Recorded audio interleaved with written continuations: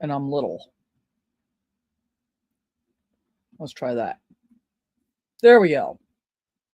Okay, thank heaven. I can finally see me. Now, what about comments? How do I do? Because I can't see you guys yet.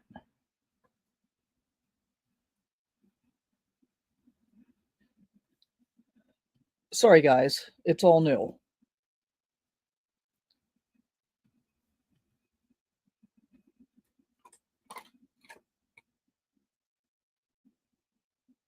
Bear with me, I'm trying really hard to get this figured out. And my sincere apologies. I thought I had it figured out, but apparently I didn't. So I'm still working on that. All right, well, I'm going to go ahead and get started.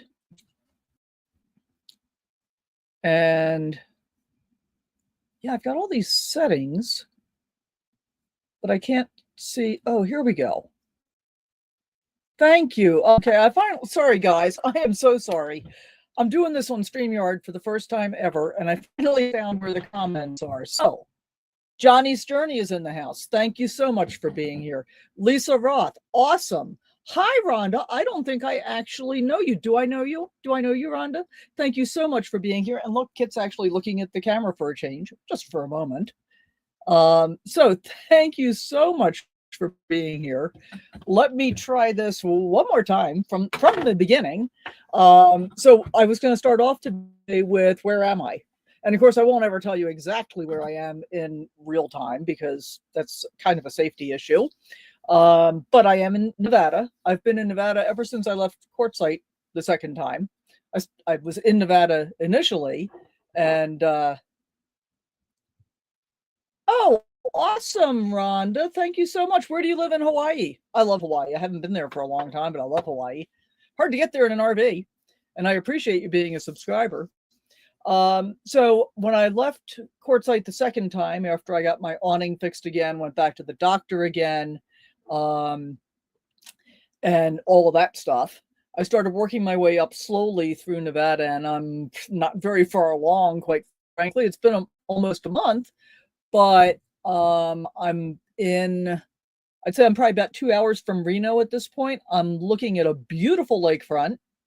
And although it's cloudy and overcast and raining like crazy yesterday and today, not raining at the moment, but going to have some more of that. And I'm working my way north. My my first goal is the northwest corner of Oregon by the end of the third week of May. And I'm meeting some friends up there. We're going clamming for 8 days. And I've done this before. Unfortunately, I became allergic to shellfish again about a year and a half or so ago. So I'm going clamming, but I'm not going to be eating any. In fact, it's going to be interesting to see if I've got any kind of reactions just from touching the clams from actually doing the clamming. Oh, I love that area of Hilo. That's awesome. That's awesome. And the Big Island is actually my favorite. I used to think it was Maui, but I like the Big Island better. Yeah, I bet rain would be nice in Quartzsite. I don't think you're going to see any until next winter probably, Lisa. It seems unlikely that there's going to be any rain before then. And part of what I've been skirting is I've spent a lot of time up in the mountains. In fact, I published a video recently where I was in the snow and I ended up only staying for 24 hours because the temperatures were going to get so cold. I really wanted to go hook up at an RV park. And that's going to be another video coming out relatively soon. I haven't finished editing it yet.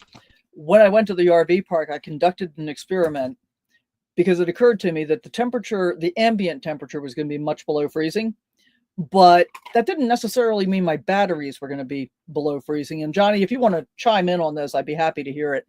I've got Big Beard lithium batteries. I do not have heaters for them.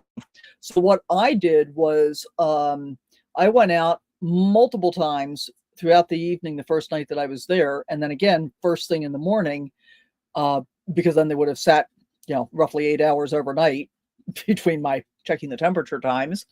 And each time I checked, it was at least 15 degrees warmer testing the battery temperature using my laser instant read thermometer versus testing the temperature of the outside skin of that compartment.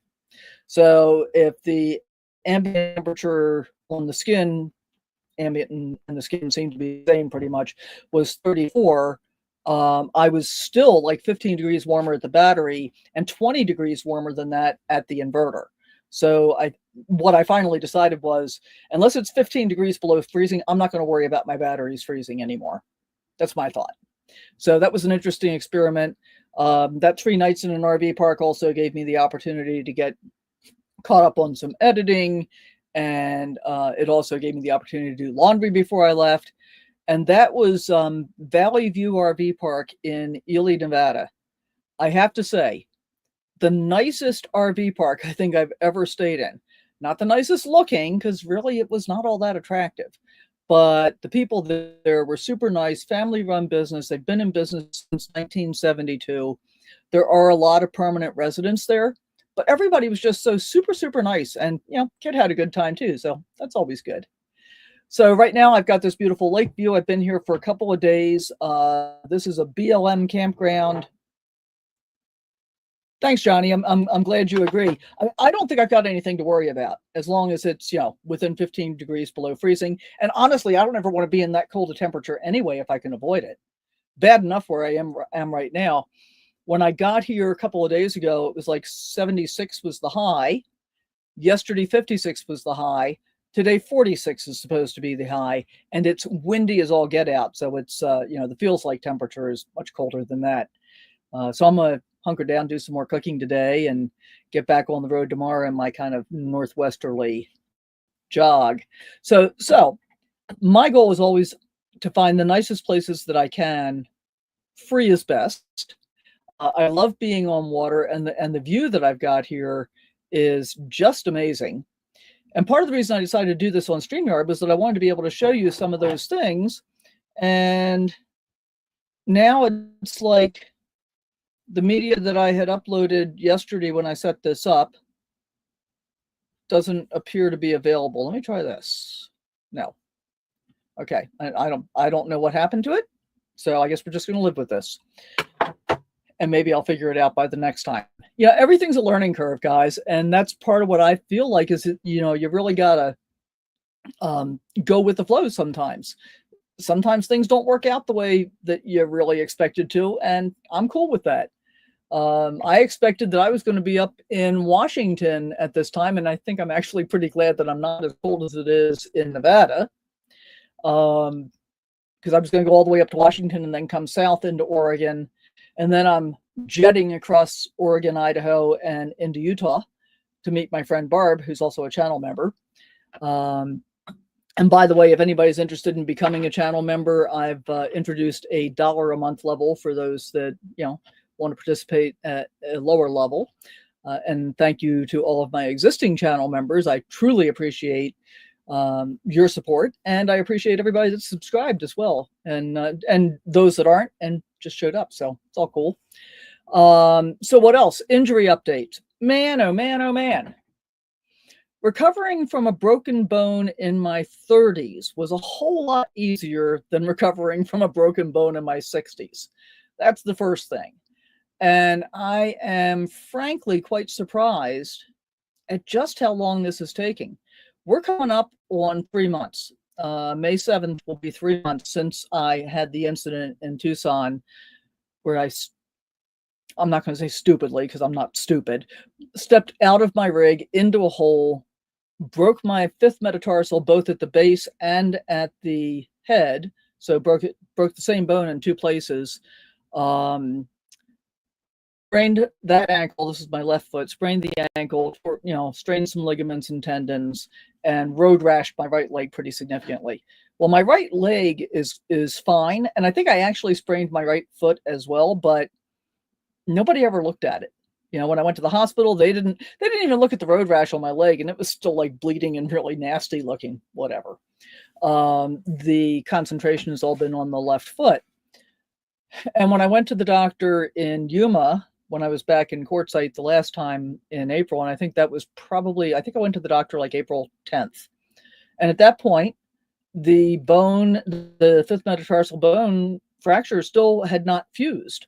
So I still have a gap between the two pieces of bone, which means I got a broken foot. I mean, until it fuses, it's a broken foot. And the doc there said, well, I can stop wearing the boot and just wear ankle brace when I'm walking on uneven surfaces. And I tried that. I tried the ankle brace for about a week, and it's actually really painful. It doesn't solve the problem for me of providing enough support that I feel like I'm walking stably.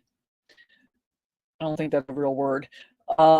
As compared to the boot. The boot's much more stable. It's actually easier to walk in, and I'm not in pain when I'm walking in the boot. So my solution over the past like week and a half or so has been, I'm putting the boot back on when I'm going hiking. It seems kind of stupid to wear an injury boot instead of a hiking boot, but I'm doing that at this point because it does provide the stability, and because it's so awkward, it keeps me really conscious and conscientious about where I'm putting my feet. Spending a lot more time looking down rather than up. So when I want to, look at the scenery, I have to actually stop, and then I can look up and look around. It's not the most convenient thing in the world, but it's working. And yesterday, for the first time, I feel a comment coming on from Lisa as soon as I say this. Yesterday, for the first time, I tried just wearing my shoes when I took Kid out for a walk yesterday morning and yesterday afternoon. We're actually in a campground. This is a BLM campground. And so I just wore my shoes, and it was fine.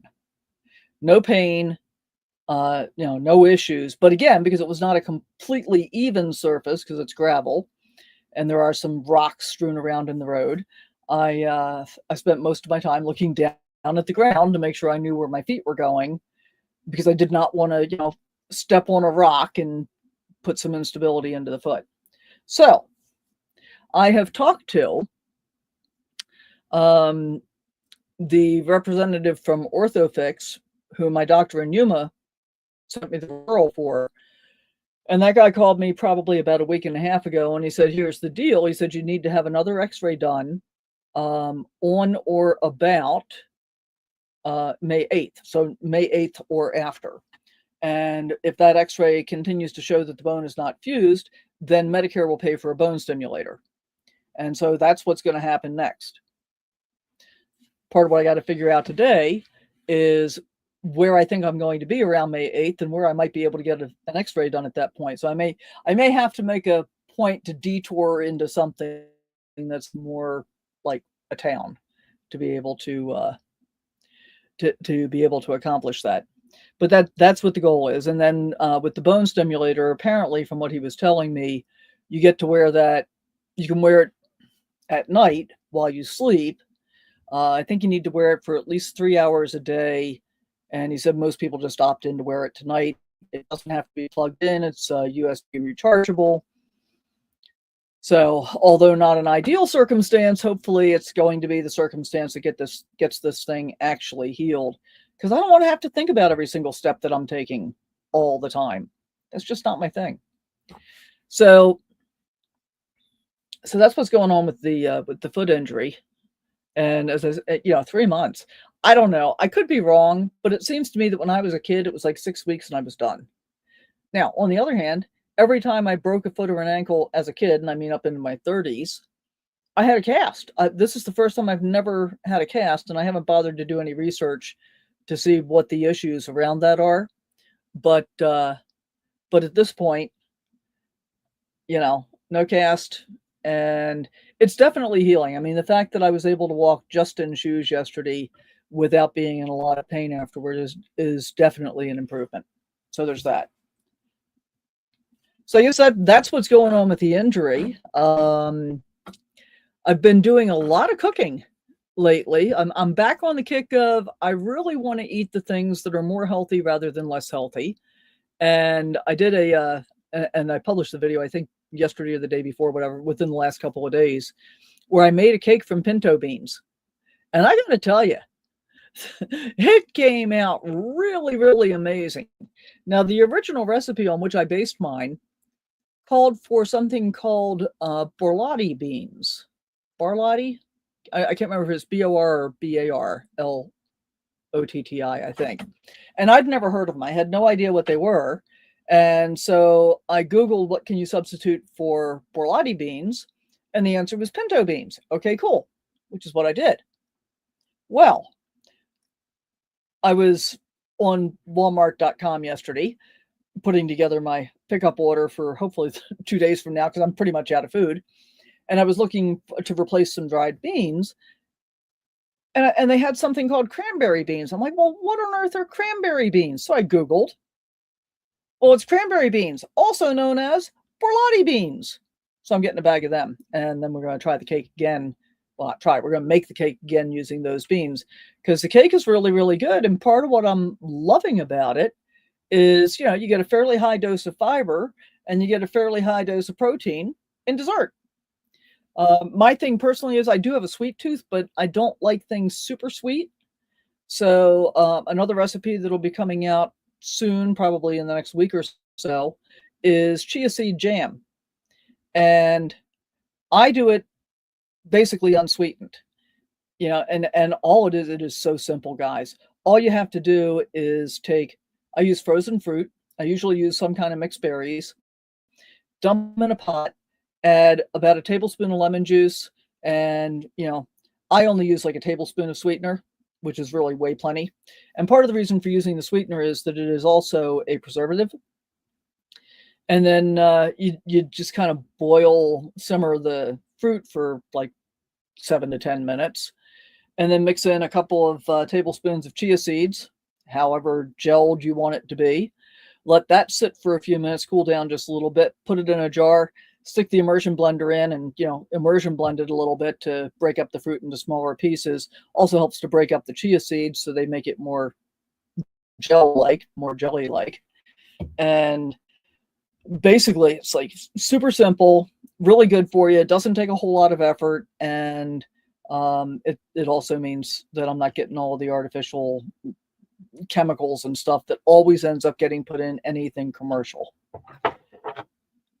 Lisa says, not going to play mom today much. Thank you, Lisa. But, you know, I got to tell you, I appreciate every time you do, because every time I'm out walking around, it's like, oh, Lisa's going to hate this. Lisa would be yelling at me for this, which makes me more conscious and conscientious about what it is that I'm doing. So thank you for that. I appreciate it. So lots and lots of cooking. And this is a great example of what happens when I run out of food. Today I'm going to be making dried lima beans and sauteing them after I cooked them with French lentils, cabbage, onion, and maybe a potato. I think that's what I'm going to be eating for the next couple of days until I can get to the grocery store and get some fresh food. I'm down to my last 2 eggs, and I usually buy eggs like at least 3 dozen at a time. So it's kind of unusual for me to have gone this long without having food. I'm down to my last piece of brownie that I made. This is a batch of brownies that's just bananas, cacao powder, and Greek yogurt. That's all there is to that. And actually this batch, for whatever reason, it didn't all fit in the pan that I usually put it to bake it in my air fryer. So I put some into a silicone dish and then I steamed it in the Instant Pot, and both are good. Wow, thank you, Johnny. I super appreciate that. Johnny's just joined as a member. So thank you so much. Super appreciate that. Yeah. So what else did we have to talk about today? And unlike a lot of other people, I don't like to do long live streams. I think it gets kind of boring, frankly. So I don't like to do that. But I did want to talk about what's coming up. And what's coming up is, thank you, Lisa, for acknowledging Johnny too. I appreciate that. What's coming up is I'll be solo still until I meet up with my friends in Oregon toward the end of this month. And then I'm kind of jetting back over to meet up with my friend Barb. And we're going to travel together for, we don't know exactly how long. probably 4 or 5 months, we're thinking. But we've got a whole list of things that Barb put together. And this is kind of funny, actually. I was talking to Barb, I think before the end of the year. And we were on the phone one day, and I'm talking to her, and she's telling me about all this stuff she has planned for this summer. And I'm like, wow, that's really cool. That's a lot of the same stuff that I was planning to do this summer. I said, why don't I just follow you around all summer long? And at first, I think she just kind of ignored me. And I had to say it again. She's like, really? You want to travel with me? Yes. Yes, please. I mean, we're good friends. I like traveling with other people for periods of time. And Barb and I have a lot of the same things in common that we like to see. We like to go to historic sites. We like geology and archaeology and natural history and all those kinds of things. And of course, I love the quirky stuff. So she put together the big rocks, of all like the big parks and stuff, and like Escalante Staircase, and we're doing Zion, and then we're going into Colorado. I know we're doing Devil's Tower. I can't even remember what else offhand. Yeah, Barb is definitely outstanding at planning, Lisa, for sure. And in fact, in her real life, and I don't think she'd object to me saying this, not her real life, in her work life, because this is real life, in her work life, she worked in logistics. And I really appreciate that, because so much of my life was actually also, my work life was also based around logistics. So we're pretty compatible in that way. We're both a little bit OCD, also very compatible, pretty much minimalist, and both in Class C. So our style of travel is pretty similar as well. Although I think in general, Barb likes to do longer travel days than I do. So we're going to have to work on working that out, which will be okay. That's funny, John. Johnny says, please do not hike Angel's Landing in that boot while at Zion. Well, I really wanted to do the Narrows too, and I think I'm going to have to pass on both of them this time around, unfortunately. It's unlikely I would do Angel's Landing because of the height, because I am so terrified of heights. But I had thought, I know the beginning of it is not bad, and I had originally thought, before I broke the foot, that I'd do the beginning part of it. But I don't think I'm even going to do that. And it's crowded and, all that stuff. So Barb and I have both been to Zion before. I think we're doing mostly going to just do a drive through there for the most part. That's kind of the beginning of this trip, but we're both really excited about Escalante Staircase. We're going to Hub and Weep, which I keep thinking in my mind is Little Bo Peep. I don't know why. You're welcome, Lisa. Yes, I will be hearing you in my head all summer long, I'm sure, which is kind of funny. Come to think of it, I don't know if you know, but I taught motorcycle safety for like 22 years in Las Vegas, even though I lived in California at the time. And I can't tell you how often I would have students come back and tell me that I had literally saved their lives because something went wrong while they were riding, and they could hear my voice in their head telling them to lean right or stay on the throttle, or any of the other things, turn your head, look where you want to go, whatever the thing was. And I'm kind of in that position now, because now I hear Lisa in my head saying, really, are you sure you want to be doing that? So I do appreciate it. It's kind of cool the way those things works. So we've got a whole lot of things coming up this summer that are going to be super cool. And if you've noticed, I've been trying to stay more real time with my videos, as in, I'm right now, I'm pretty much within about a week of what real time is for me. And if I get enough done today, moving forward, I want to what I want to do is I want to stay about a week out so that we are more timely. And I still have all this stuff back from last fall. In terms of last fall, I'm only into October. I think I'm still in Maine. I might have just gotten out of Maine and into maybe Massachusetts. Can't remember for sure. But I want to go back and finish getting those videos done as well, because, part of this is for me in my dotage, so I can go back and see all the cool things that I've done and relive that when I can no longer do this, because I'm sure that'll happen at some point. So, so that's pretty much what's coming up. We're going to be going through Utah, Colorado, Wyoming, the Dakotas, Nebraska for a little bit. We are going to Carhenge, Montana, and Idaho, and I got to get into Washington. I want to get all the way up to the northwest corner of Washington before I head south, because that will be the end of my original geographical extremes tour. That'll be my last corner that I haven't been in yet. So pretty excited about all of that. And if you think about any of those states and there's anything in particular that you think is worth seeing that might be off the beaten path, because I prefer off the beaten path, let me know what that is. I'd love to hear it. And then I haven't really thought about next winter too much yet. I think right now my inclination is mostly southern Arizona. I don't think I'm going to spend much time in Quartzsite. I will probably be mostly down around Yuma, Tucson, that area. I want to go get over to Borrego Springs. I've got a friend that winters there. And I did get to see her this winter because she's been on a world cruise since January.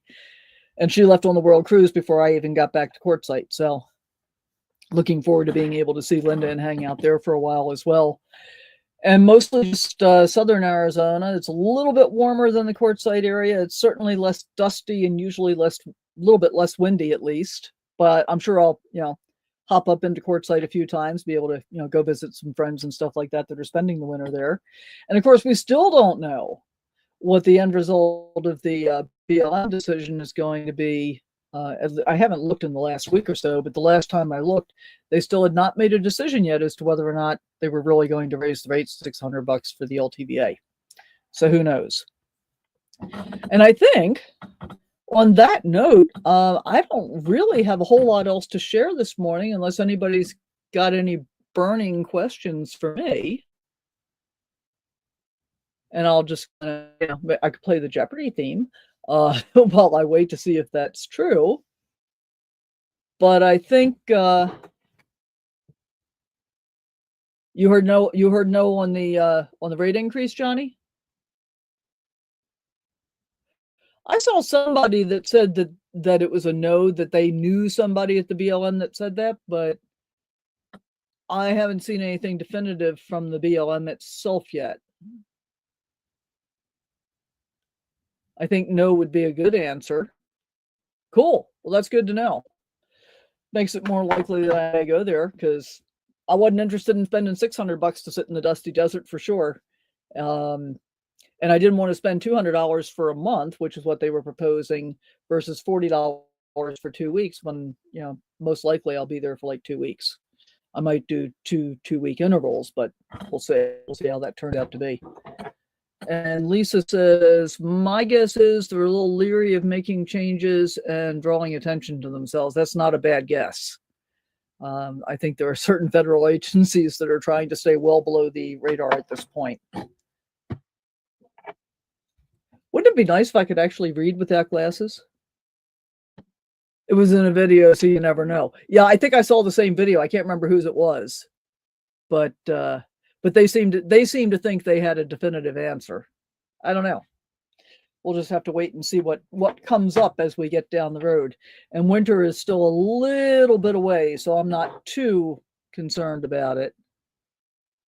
Yeah, rangers have definitely been on the hit list. And actually, that's part of the concern over our summer travel plans, because we've got a lot of national parks on the list that we want to get to. And, we still have the possibility that could be a problem. And if so, we'll work around the edges. Just the way those things go sometimes. So we've been on for about a half an hour, and kind of my limit is 45 minutes, but I want to try and keep this down to about a half an hour. Because I don't know, at least for me, it makes me feel like more people are willing to, I'm projecting my own thing. I'm more willing to watch somebody else's live for half an hour after the fact or show up for it than I am for an hour or longer. So I'm going to thank you all for being here. I super, super appreciate it. And, you found the mute button on your computer, huh, Lisa? Super, super appreciate you being here. And if you're watching this after the fact, thank you so much for that as well. My schedule right now is first Sunday of the month, 9 o'clock Pacific time, and whatever else that works out to be in the rest of the time zones. And hopefully I'll see you guys here next month as well. Thank you so much. Bye for now.